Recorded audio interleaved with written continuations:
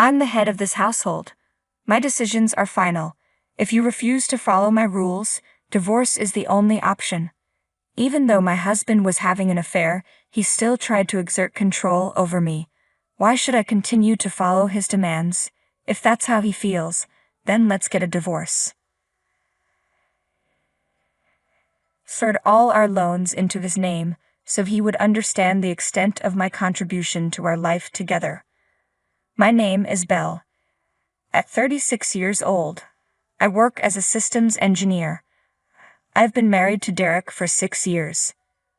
We met through work when my company subcontracted tasks to his firm. During my temporary assignment at his company, Derek was always kind and supportive. As we spent more time together outside of work, our relationship grew, leading to his proposal, which I gladly accepted. When I got married, I left my engineering job at the company. The role was incredibly demanding, both physically and mentally, and the pay wasn't great. I worried that continuing in such a stressful job would leave me with little time for my husband, which could strain our relationship. So I decided to transition to freelancing, which offered the flexibility to manage household responsibilities and spend more time with him. Initially, freelancing didn't bring in much income, but with my engineering background, I gradually attracted more clients and saw my earnings improve. I was pleasantly surprised by how quickly my income grew and felt grateful to my husband for supporting us during those early, lean months. I dedicated myself to managing the household, even though cooking wasn't my strong suit. I used recipe books to try new dishes every day, hoping to bring a smile to my husband's face. Thanks for taking care of the cooking and cleaning. It really makes a difference. My husband's praise for my housework brought me joy. In the early days of our marriage, we respected each other and enjoyed a happy life together. After a few years, he suddenly suggested, "Don't you think it's time for us to get a new house?" A new house? I was taken aback. This wasn't like him, as he rarely saved money. Shouldn't we save up a bit more first? What are you talking about? I've been earning a good income, haven't I? Yes, but haven't we avoided any financial issues since we got married? I'm able to manage thanks to my income. I thought but couldn't bring myself to say it to my husband. While he gave me money for household expenses, he tended to spend his own allowance before payday. I made sure to save as much as I could from my earnings and contribute it to our budget. This way, we avoided financial issues. I appreciated being able to live comfortably with his initial support when we first married, so I never mentioned that my income had grown. I didn't want to undermine his self-esteem by revealing that my work-from-home job was bringing in a significant amount. Even if I felt I was spending too much, our lifestyle remained stable, suggesting that my income had likely increased. Perhaps he wasn't fully aware of his own financial situation. I was taken aback by his suggestion, but he seemed eager to build a new home, and I couldn't stop him. "What kind of house are you envisioning?" I'd asked, trying to figure out how to meet his wishes within a budget. However, his list of conditions kept growing. But if we want to include all these features, won't the house end up being quite expensive? It's no big deal. This is a once-in-a-lifetime purchase, and my income should cover it, right? My husband's confidence puzzled me, and in that moment I regretted not sharing the details of my income with him. I decided it was time to set things straight. Derek, when it comes to household expenses, I contribute a significant portion of my income as well. For some reason, he didn't believe me. "Please, don't be so dismissive." "I'm not lying, but I'd prefer if we bought a more affordable house," I explained. However, he dismissed my concerns and ended up using his salary to take out a loan for a house that stretched our finances. Initially, I thought we were managing our money well, but over the years, his spending habits became increasingly extravagant. He started splurging on designer clothes, watches, and frequent nights out with his colleagues. Despite working overtime to compensate, his reckless spending became hard to ignore. Eventually, he decided to build a new house, and despite the financial strain, he made it happen. Wow, this house is incredible. It really feels like a mark of success, doesn't it? My husband's excitement was understandable. The new house was indeed impressive, spacious, beautiful, and comfortable. My workroom had expanded, allowing me to fit a large desk and work more efficiently. The improved workspace had boosted my productivity, which I truly appreciated. However, the monthly mortgage payments were a constant source of stress.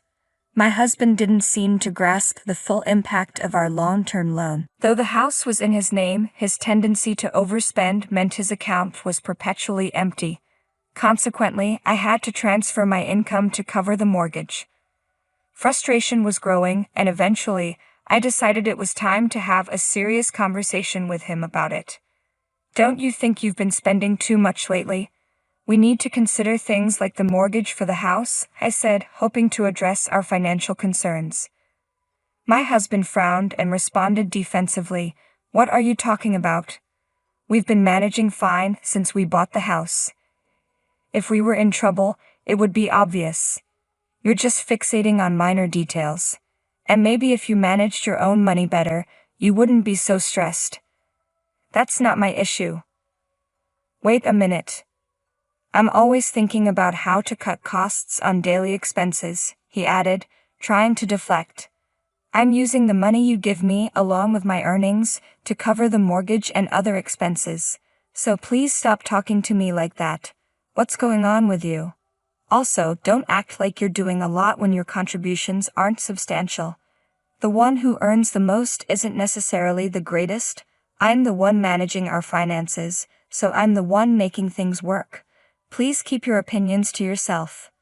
My husband's dismissive response left me stunned. He had been kind and considerate when we first married, but things had changed drastically. Our relationship had become strained.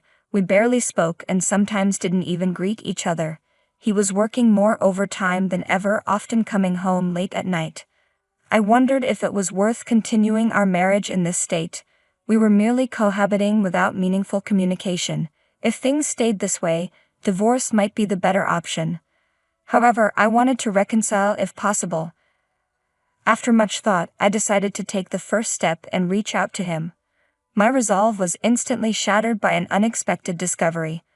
While I was out in town buying a birthday gift for a friend, I spotted my husband, who should have been at work, walking with a young woman I didn't recognize. They were strolling together casually, and the sight was enough to confirm my worst fears: an affair. Determined to uncover the truth, I hired a private investigator. 3 weeks later, I visited the detective agency to hear the results. The investigation confirmed my suspicions. My husband was indeed having an affair. The woman was a colleague of his, and their relationship had been ongoing for about 2 years. I finally understood why my husband had been spending recklessly and coming home late due to overtime over the past 2 years. He was having an affair. The anger I felt towards him, especially after the verbal abuse he had directed at me, was overwhelming. It felt humiliating to have tried to protect his self-esteem and our marriage when he was the one betraying me. Determined to act, I set aside any remaining doubts and resolved to confront him. I hurried home, finding him lounging on the sofa, engrossed in a sports program. I positioned myself between him and the TV and spread out the evidence of his affair before him. "Explain this." He looked momentarily stunned at the photo evidence but quickly adopted a defiant attitude. "Oh, that's Meg. She's my new wife." "New wife?" I asked, bewildered. "Now that you know the truth, there's no reason to keep you around. Unfortunately, you're no longer needed." "What are you talking about?"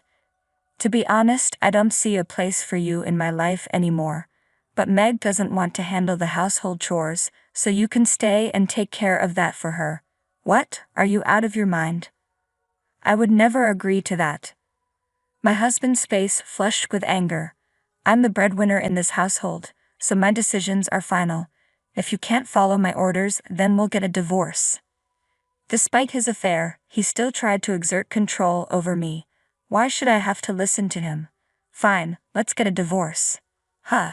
First of all, you had an affair, so we can't continue our marriage.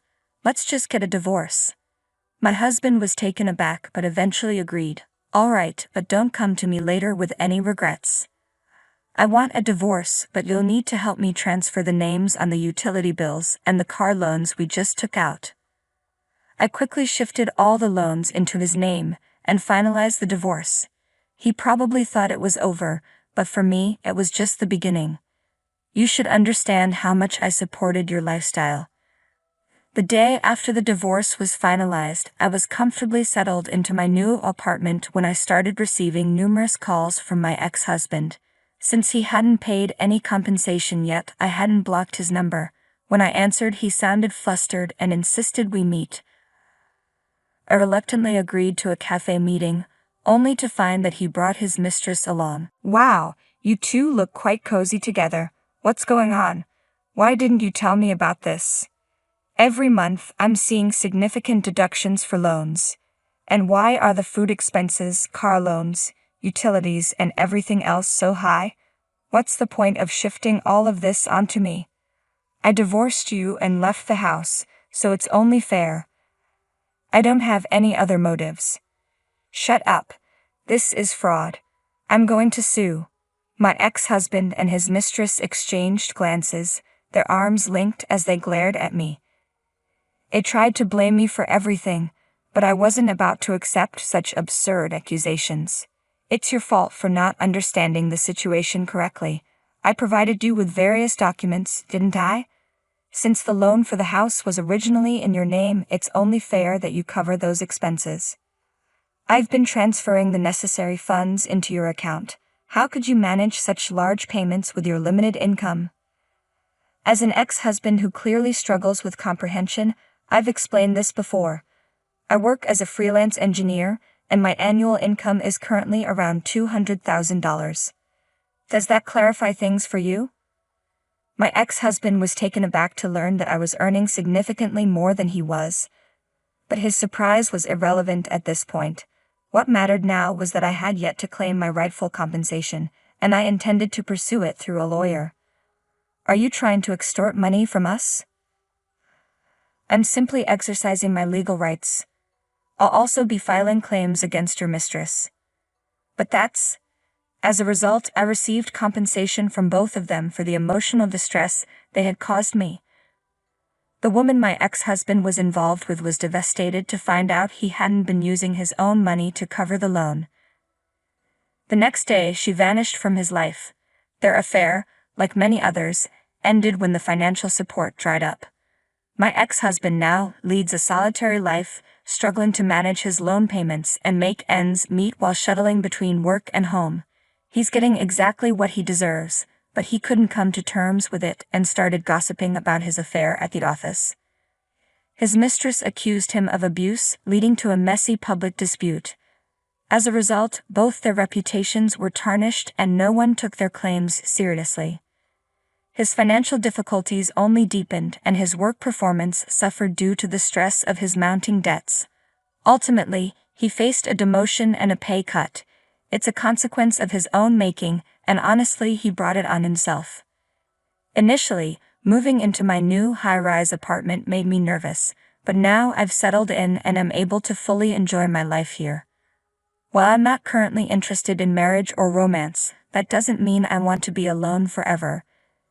If I do meet someone in the future, I hope we can build a supportive and mutually fulfilling relationship, drawing on the lessons I've learned from my past experiences. For now, I'm focused on working hard and making the most of this time for myself.